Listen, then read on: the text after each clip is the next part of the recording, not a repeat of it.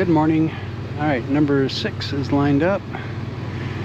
That post over there is a little bit twisted, so I'm really happy to have my center stop board.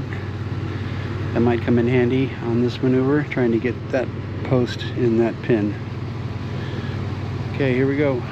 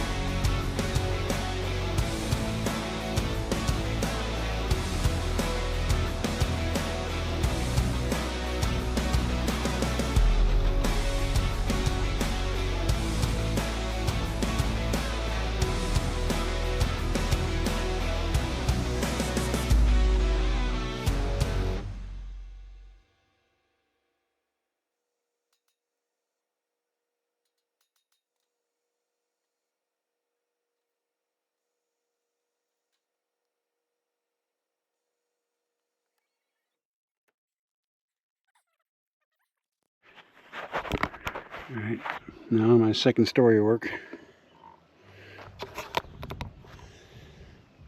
No fun.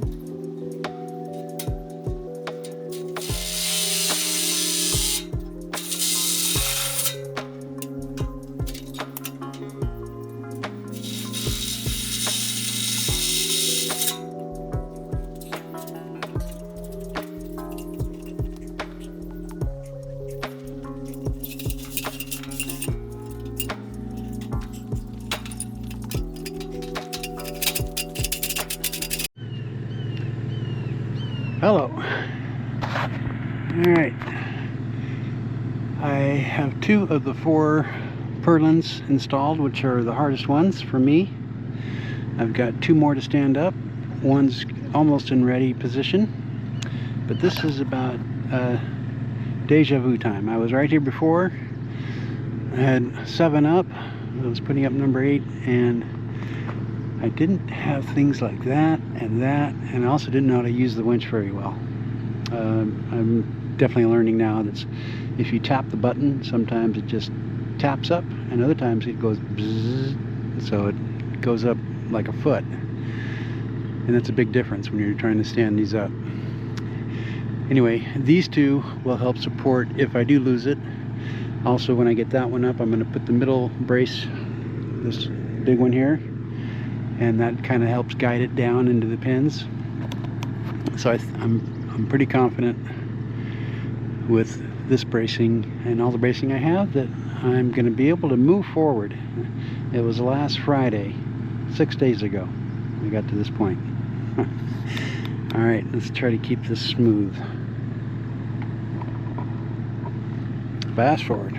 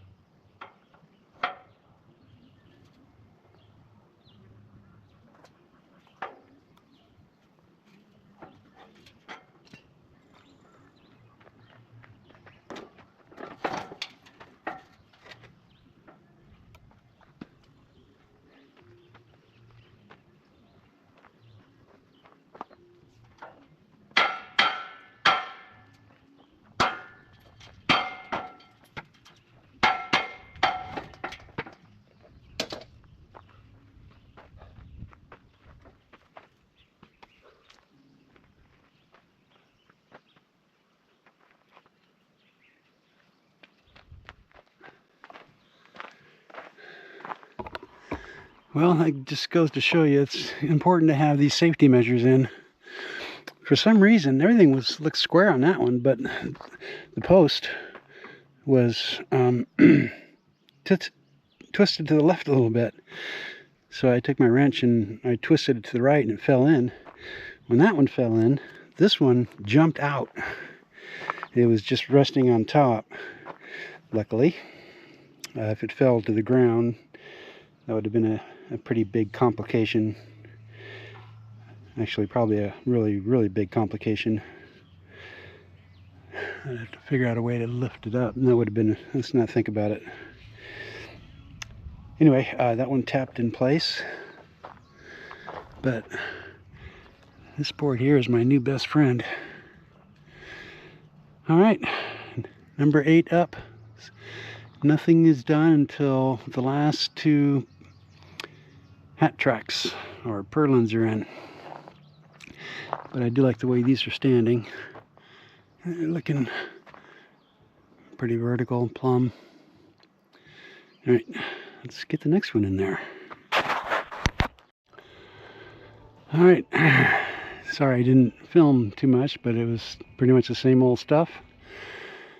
I was able to stand on the firewood cover to do that middle one, which was kind of nice. I pulled up the small ladder. Yeah, that's it right now. It's definitely held together on all the way around on the edges, and it definitely needs more. And if you didn't know, there's 1 row on the end at each end, and there's another 7, 1, 2, 3, 4, 5, 6, 7 on each side of the peak that go the length of it. And then there's one that runs down the middle, which is the rat track. And then there's 7 feet over, there's one there, and 7 feet over, there's one there. So that's a lot. And I'm sure this thing is going to really tighten up when those are all in. And getting them in, too, is going to be interesting. I either got to go rent a scissor lift to get up between the valleys there and work down. I got to be at least, these were so hard because I wasn't above it very far, maybe the size of my head, so it was hard to push down.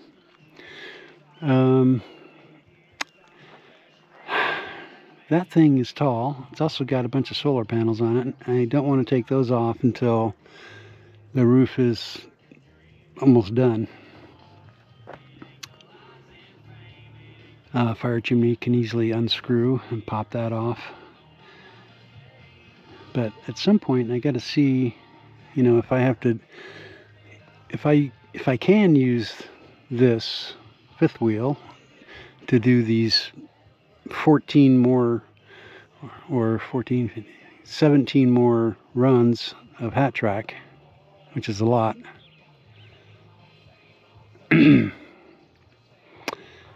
That would mean I would probably turn the trailer around because there's no solar panels in the back under it, and then just kind of work an area that I could reach.